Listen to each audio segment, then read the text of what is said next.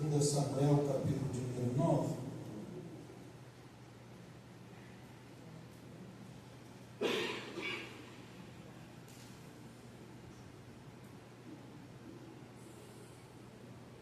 Todos acharam? Amém. E disse Davi: ainda alguém que ficasse da casa de Saul, para que lhe faça bem por amor a Jonatas? E havia um servo na casa de Saul, cujo nome era Ziba, e o chamaram que viesse a Davi. E disse-lhe o rei: és tu Ziba? E ele disse: seu servo teu. E disse o rei: não há ainda alguém da casa de Saul para que eu use com ele de beneficência de Deus? Então disse Ziba ao rei: ainda há um filho de Jonas, aleijado de ambos os pés. E disse o rei: onde está? E disse Ziba ao rei: está em casa de Marqui, filho de Amiel, em Lodebar. Então mandou o rei Davi e tomou da casa de Marqui, filho de Amiel, de Lodebar. E vindo Mefibosete, filho de Jonas, filho de Saul, a Davi, se prostrou com o rosto por terra e se inclinou. E disse Davi: Mefibosete, e esse disse: eis aqui o teu servo. Amém? Amém. Vamos aos nossos assentos, por favor.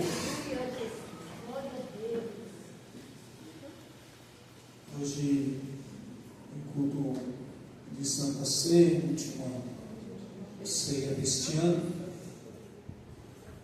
e ontem, quando eu cheguei em casa da confraternização das nossas irmãs, o Senhor colocou no meu coração esse texto.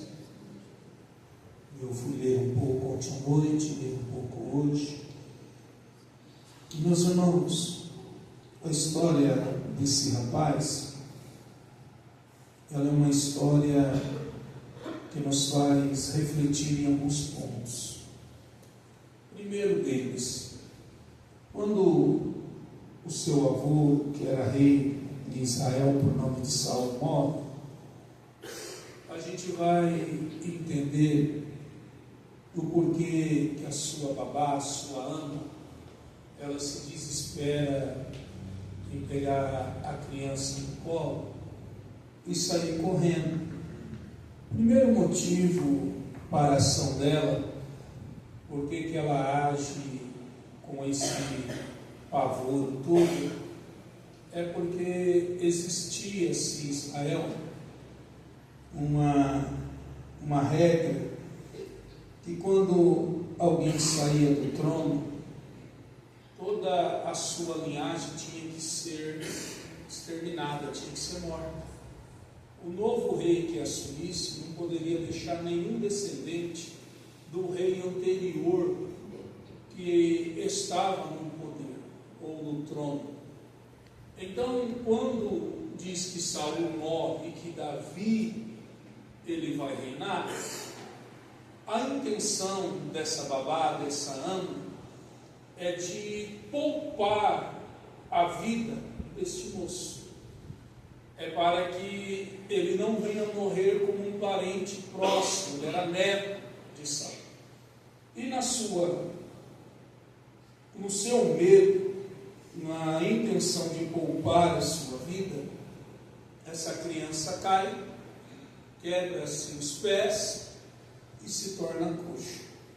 A história vai dizer que essa criança tem 5 anos de idade.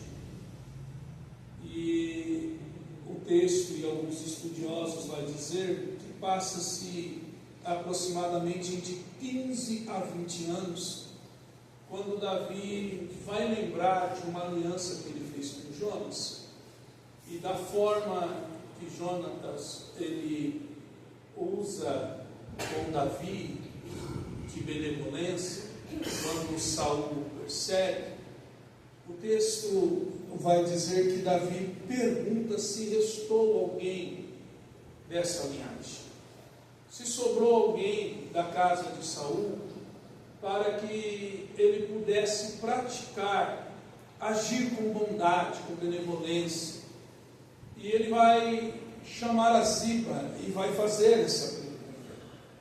Alguns vão dizer que Ziba vai colocar o moço em cena, mas já vai apontar a sua deficiência. E alguns vão trazer, pregando, eu já vi muitos disso, que ele vai pôr a deficiência do moço como um rótulo, como alguém que é incapaz. Mas na verdade o que Ziba vai dizer a Davi, não se preocupe, ele não põe em risco o seu trono, ele é alguém que quebrou os pés, ele é alguém aleijado. Não tenha medo que sobrou alguém da casa de Saul. Não é que Ziba está colocando o defeito à frente para querer rotular o moço, mas Ziba está querendo dizer a Davi, por que se preocupa com alguém que está aleijado dos pés? Ele não pode colocar o seu reino em risco em nada. É essa a mensagem que Ziba quer dizer para Davi. Não é que está trazendo um rótulo negativo, colocando uma deficiência para que Davi olhe para esse moço como alguém que não tem condições de chegar ao lugar dele. Não, não é isso. E Davi vai perguntar aonde ele está. E vai dizer que ele estava em Lodebar. E Davi vai mandar que busque esse moço. A primeira coisa que me chamou bastante a atenção é que a queda deste moço, quem o carregava na melhores das suas intenções de poupar a sua vida. A intenção era livrar ele da morte, porque se ele ficasse no palácio, ele seria morto. Ele cai e quebra os pés, e agora vai viver em Lodebar, escondido, com medo de morrer. Ele está nessa cidade, com medo que alguém diga ao rei que ainda há um descendente, para que a vida dele seja poupada. Quando alguém diz ao rei que restou alguém, talvez quem está trazendo a mensagem está pensando que a intenção do rei talvez seria de tirar a vida do moço. E na verdade, a intenção de Davi era de primeiro trazer o moço para comer com ele à mesa. Então a primeira coisa que eu já quero dizer para alguém aqui nessa noite, o que levou Elias a se esconder, a fugir, a entrar dentro de uma caverna, foi o mesmo sentimento que essa ama teve de correr com o menino. Qual o sentimento? Do medo de ser morto, o medo da morte. Quando Jezabel ele ameaça Elias, pelo fato de temer e de ter medo, e se você ler a história, você vai ver que além dele ter medo, ele está confuso, porque se ele foge da mulher, porque ele está com medo de morrer, você vai ver que quando um anjo de Deus se apresenta, ele pede para Deus a morte. Como que alguém pede a morte e foge com medo de morrer? Se você está fugindo porque não quer morrer, como que você está pedindo a morte? Então Elias, além do medo, Elias está confuso no que ele quer. Ou ele quer viver ou ele quer morrer. Porque se ele quer viver, ele fugiu para viver. Mas se ele quer morrer, é só ter ficado que Jezabel teria tentado tirar a vida dele, mas não conseguiria. a Bíblia diz que o guarda de Israel não dorme. E é Ele que cuida dos que é seu. Glória a Deus. E Elias foge pelo mesmo medo e entra dentro de uma caverna. Mas antes de entrar na caverna, ele se cansa no caminho. E o anjo de Deus vai ser enviado para trazer a Elias pão e água, para alimentar ele e para que ele seguisse na sua trajetória. Davi vai mandar trazer esse moço e vai mandar devolver tudo aquilo que foi de Saul, todas as propriedades, vai mandar devolver a esse rapaz. Davi vai dizer a ele a seguinte coisa: toda vez que eu vier sentar essa mesa, é para que esse rapaz venha e sente comigo a minha mesa. Devido à sua dificuldade, eu estou dando uma ordem. Além das propriedades que serão devolvidas a ele, além dele ter acesso ao palácio e a sentar comigo na mesa, eu quero que você pegue os teus servos, vai nas terras que eu estou devolvendo, ponha os seus servos para lavrar, trabalhar na terra, para que esse moço nunca mais tenha falta de pão, e nem a tua descendência. O que Davi está fazendo não é simplesmente ter benevolência de deixar o moço vivo, porque Davi poderia dizer: pela regra você teria que ser morto, mas eu não vou te matar, eu já vou agir com misericórdia de deixar você vivo. Mas o fato de eu agir com misericórdia de você estar vivo não vai parar por ali, porque além de eu permitir que você viva, eu permito que você entre na minha casa, eu permito que você sente na minha mesa, eu permito que você coma do meu pão, eu permito que seja devolvido a você tudo aquilo que lhe foi tirado.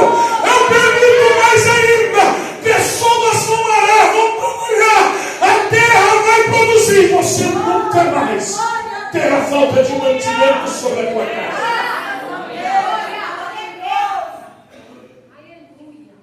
Pastor, o que você quer dizer com essa história? Eu quero dizer que por causa da aliança de Davi com Jonas, por causa do elo, alguém que não tinha condições, alguém que não fazia parte da linhagem real de participar da mesa, vai sentar na mesa. Isso reflete muito a mim. Eu acho que isso reflete muito a você. Porque a gente é semelhante àquela mulher. Quando Jesus olha que ele está dizendo que não é digno pegar o pão da mesa e dar a ela, Jesus está querendo dizer assim: você não faz parte da linhagem. E só come na mesa do rei quem faz parte da linhagem. Ele disse que não veio para nós. Ele disse que veio a um povo específico, mas o povo não o quis, o rejeitou. Mas por intermédio da aliança entre Deus e Jesus, mandou buscar alguém que estava coxo, mandou buscar alguém que não tinha mais acesso ao palácio, mandou buscar alguém que não fazia mais parte da realeza, mandou buscar alguém que não tinha direito de participar da mesa por causa da aliança com Cristo. E Ziba foi buscar ele em Lodebar. Lodebar quer dizer terra sem pastor, lugar de destruição, lugar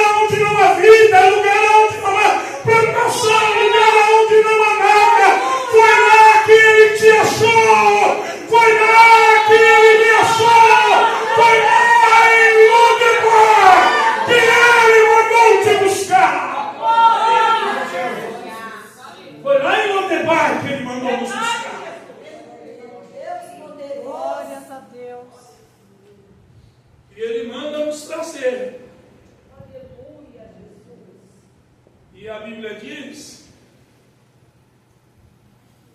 que por causa do pecado, não é o que a Bíblia diz? Que por causa que Adão pecou, todos nós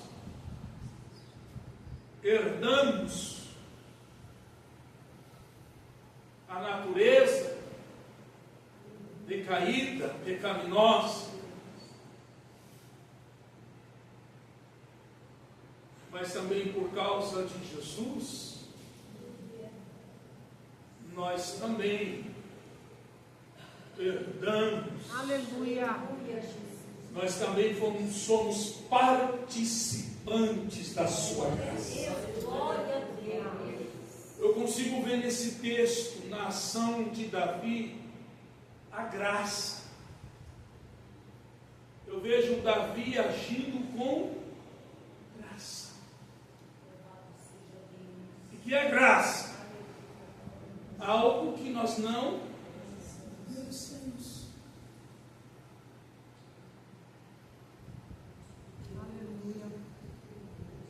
Não é por mérito,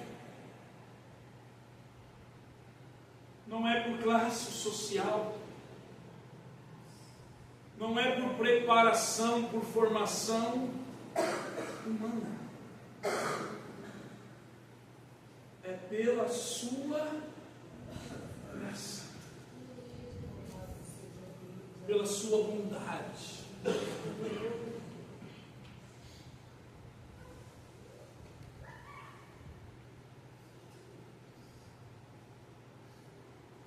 Mande buscar. Traga ele à minha mesa. Ele vai comer do meu pão. Devolve a ele tudo o que foi lhe tirado da sua família. Restitui.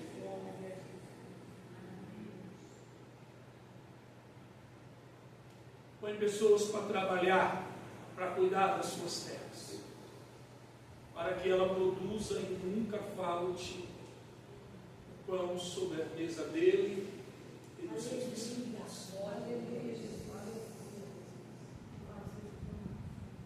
Se coloque de pé.